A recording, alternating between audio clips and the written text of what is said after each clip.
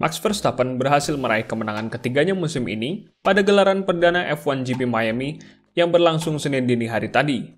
Meski start dari posisi ketiga, ia berhasil membuat start yang bagus dan langsung naik ke posisi kedua seusai tikungan pertama.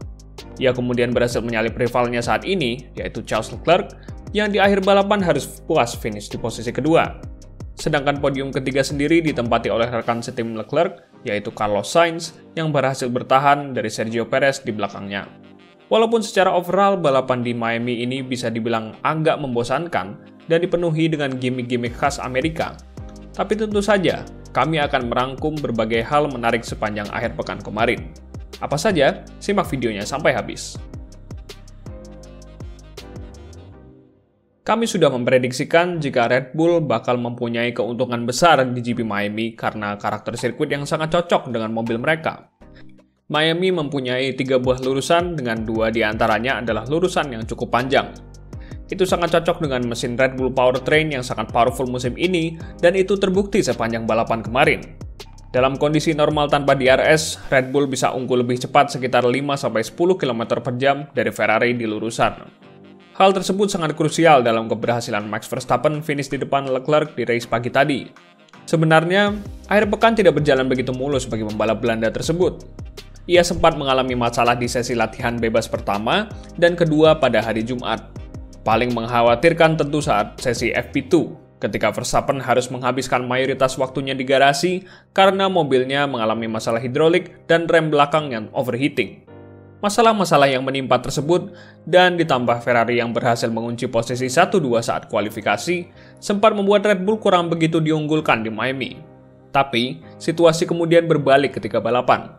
Meskipun Verstappen hanya mengumpulkan 15 lap saja di sesi latihan hari Jumat, tapi ia berhasil menemukan keseimbangan yang pas di mobilnya dan memanajemen ban dengan bagus. Sejak awal, bos tim Red Bull, Christian Horner, sudah mewanti-wanti jika situasi akan berbeda saat race karena perbedaan pendekatan yang dilakukan timnya. Red Bull sengaja fokus ke settingan mobil untuk balapan dengan menerapkan konfigurasi low downforce di RB18 yang akan membuat mereka bisa memaksimalkan kecepatan di lurusan.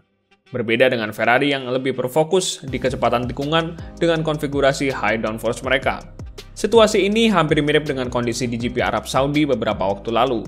Keberhasilan Verstappen untuk naik ke posisi kedua dan memisahkan duo Ferrari adalah momen krusial untuk kemenangannya.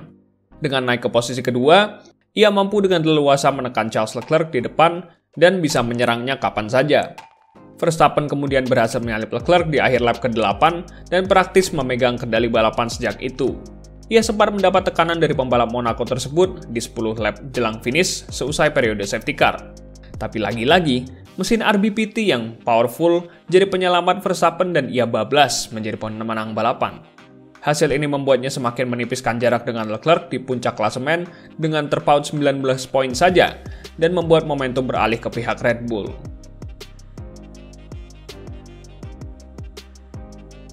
Dalam 2 balapan terakhir, Ferrari harus rela diasapi oleh Red Bull dan kehilangan beberapa poin berharga. Meski GP Miami kemarin berjalan jauh lebih baik ketimbang Imola, tapi jelas jika hasil akhir balapan menunjukkan jika Ferrari harus segera berbenah. Setelah tanpa upgrade sama sekali di Imola, Ferrari akhirnya memasang komponen baru di Miami. Tapi itu bukanlah upgrade besar seperti yang diharapkan para tifosi. Update baru yang dipasang hanyalah sayap belakang baru yang sepertinya cuma untuk menyesuaikan dengan karakter sirkuit Miami. Itu pun ada yang menyebutkan jika rear wing baru tersebut tidak jadi dipakai dan Ferrari kembali memakai spek sebelumnya. Selain itu, praktis mereka hanya mengandalkan komponen spek lama seperti di balapan-balapan sebelumnya. Meskipun sempat tampil meyakinkan dengan merebut pole position dan start 1-2, tapi itu pun juga dibantu dengan Max Verstappen yang harus membatalkan hot lap-nya di akhir sesi Q3 dan preferensi setup mobil Ferrari itu sendiri.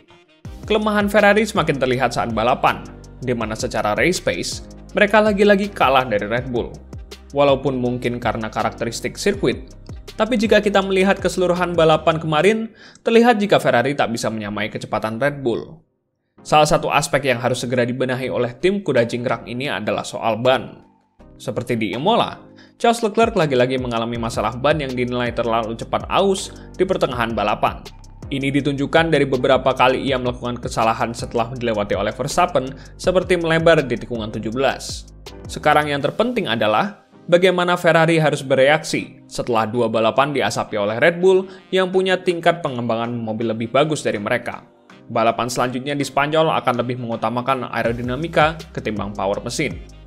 Itu harus dimanfaatkan betul oleh Ferrari untuk memberikan upgrade baru ke mobil F175 dan mengembalikan momentum ke diri mereka.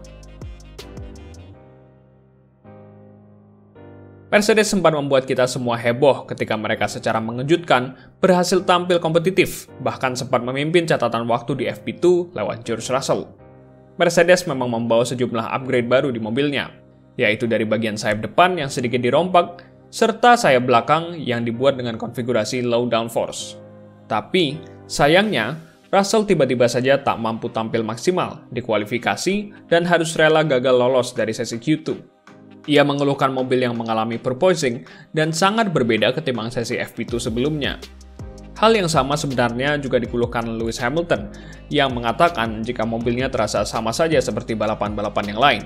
Memang, upgrade tersebut lebih mengarah ke spesifik pada karakter sirkuit ketimbang menyelesaikan masalah porpoising yang mereka alami. Saat race, Russell yang start dari posisi 12 sempat turun ke posisi 15 karena kurangnya grip di ban hard yang ia pakai. Tapi, sedikit demi sedikit ia mulai naik dan Russell mampu memelihara ban serta kecepatannya dengan sangat bagus. Usahanya tersebut membuahkan hasil ketika safety car keluar akibat insiden Gasly dan Lando Norris pada lap ke-41. Russell kemudian mendapat voucher pit stop gratisan dan membuatnya berhasil menjaga konsistensinya dengan finish di urutan 5 besar pada akhir balapan. Hamilton juga lakoni balapan yang cukup oke dengan finish di posisi ke-6. Walaupun masih mengalami banyak masalah dan belum secepat Red Bull atau Ferrari, tapi jelas jika Mercedes mulai melakukan beberapa perubahan.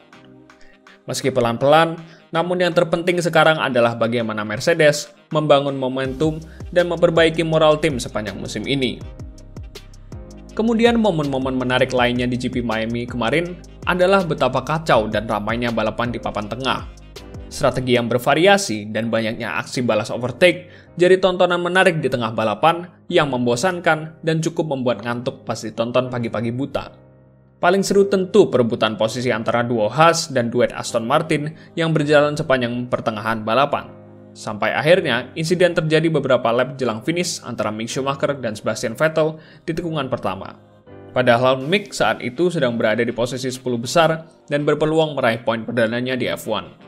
Berbagai insiden senggolan juga terjadi, yaitu antara Fernando Alonso yang memaksa masuk dan menyenggol Gasly di tikungan pertama.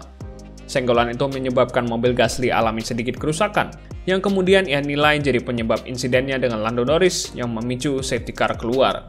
Kacaunya lap-lap akhir balapan ternyata membawa berkah bagi Alexander Albon yang ketiban durian runtuh dan berhasil membawa pulang 2 buah poin usai finish di posisi 9. Ia sebelumnya naik ke posisi 10 usai insiden Mick dan Vettel, lalu naik lagi 1 posisi setelah Alonso dihukum penalti.